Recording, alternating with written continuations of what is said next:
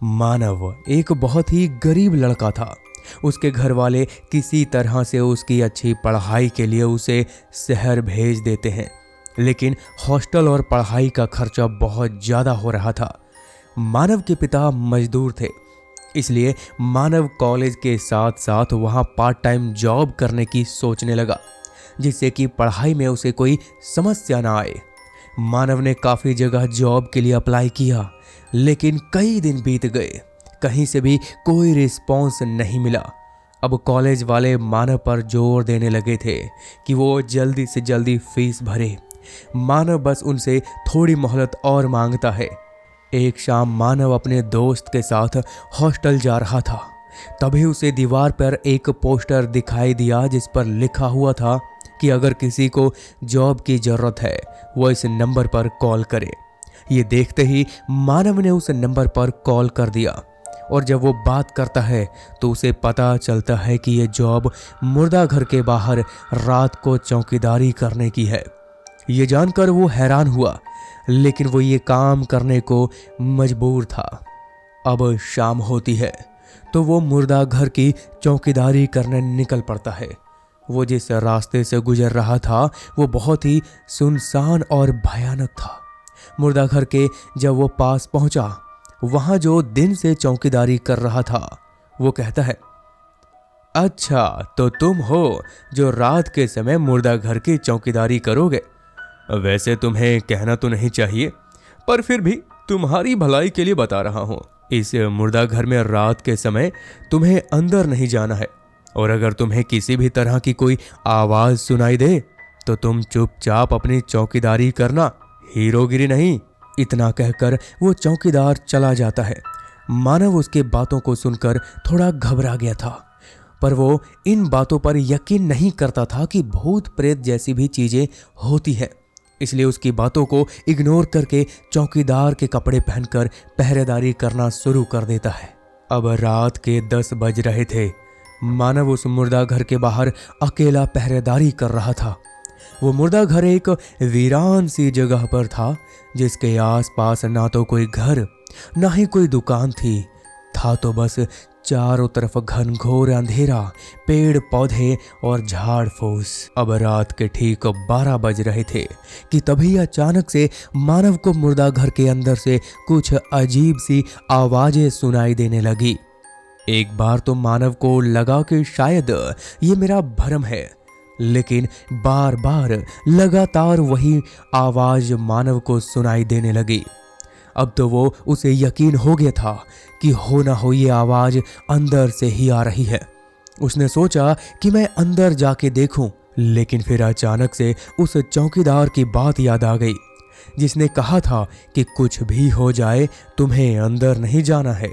ये सोचकर मानव अंदर नहीं गया कि तभी उसे बचाओ बचाओ चिल्लाने की आवाज आने लगी। मानव से अब रहा नहीं गया। उसे लगा कि कोई शायद मुर्दा घर के अंदर फंस गया है, इसलिए वो बचाओ बचाओ की आवाज लगा रहा है। अब मानव जैसे ही मुर्दा घर के अंदर गया तो वहां का नजारा एकदम शांत था, जैसे कि कुछ हुआ ही ना हो। वो इस बात से हैरान था कि यहाँ पर तो कोई है ही नहीं, तो ये आवाज कहाँ से आ रही थी। वो थोड़ा घबराया, लेकिन फिर उसे लगा कि शायद ये मेरा भ्रम ही होगा। इसलिए मानव फिर से पहरेदारी करना शुरू कर देता है, और फिर सुबह हो जाती है। मानव अपने दोस्त को वो सारी घटना बताता है जो उसके साथ रात में हुई थी, और उसका दोस्त सूरज कहता है, अरे नहीं यार, ऐसा कुछ नहीं होता है, वो तुम्हारा भ्रम होगा। अब तुम ही बताओ भला, मुर्दे भला कभी चिल्लाते हैं? अब शाम हो चुकी थी कि मानव को उसके घर से कॉल आई कि उसके पिताजी बहुत बीमार हो चुके हैं, उसे जल्दी से जल्दी अब घर आना पड़ेगा। यह बात सुनकर वो परेशान हो जाता है। वो अब नौकरी बचाए या फिर अपने पिता की जान, इसलिए वो तय करता है कि अपनी जगह पे 1-2 दिनों के लिए वो अपने दोस्त को भेज देगा, और उसने ऐसा ही किया।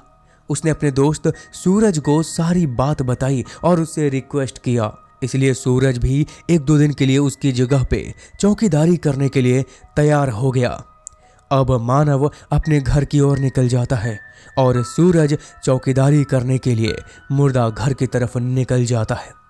अब सूरज मुर्दा घर के पास पहुंच गया था।